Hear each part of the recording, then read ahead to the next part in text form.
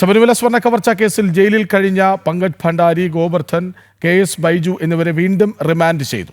ജനുവരി 15 വരെയാണ് വിജിലൻസ് കോടതി പ്രതികളെ റിമാൻഡ് ചെയ്തത്. വീഡിയോ കോൺഫറൻസ് വഴിയായിരുന്നു നടപടി. വിവരങ്ങളുമായി മനോജ് ഒപ്പം ചേരുന്നു. മനോജ്, പറയൂ.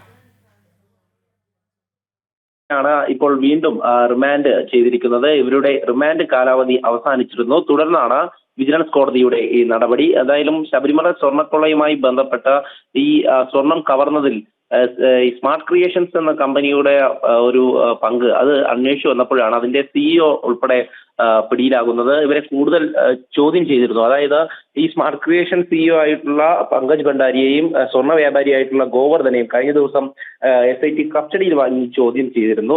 അതായത് ഈ സ്വർണം എങ്ങോട്ടേക്കാണ് പോയിട്ടുള്ളത് എന്നതിനെ പറ്റിയും അതോടൊപ്പം തന്നെ വേർതിരിച്ചതിനെ പറ്റിയും ഒക്കെ കൂടുതൽ വ്യക്തത വരണം. അതോടൊപ്പം തന്നെ ഉണ്ണികൃഷ്ണൻ പോറ്റിയും ഒരുമിച്ചിരുത്തിയാണ് ഇവരെ ചോദ്യം ചെയ്തിട്ടുള്ളത്.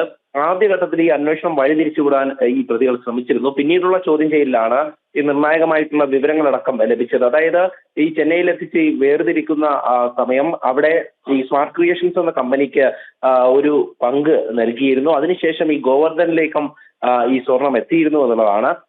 എന്നാൽ ഇവർക്ക് മറ്റ് ഉന്നതതല ബന്ധങ്ങളുണ്ടോ എന്നുള്ള ഇത് തന്നെയാണ് പരിശോധിക്കുന്നത്. കാരണം ഉണ്ണികൃഷ്ണൻ പോറ്റിയാണ് ഇവരുമായി നേരിട്ട് ബന്ധമുള്ളതെങ്കിലും മറ്റുള്ളവർക്ക് ഇവരുമായി എങ്ങനെയാണ് ബന്ധമുള്ളത് എന്നതിനെ കുറിച്ച് അന്വേഷിക്കുന്നുണ്ട്. എന്തായാലും പത്മകുമാറിന്റെ റിമാൻഡ് കാലാവധി അടക്കം നേരത്തെ നീട്ടിയിരുന്നു.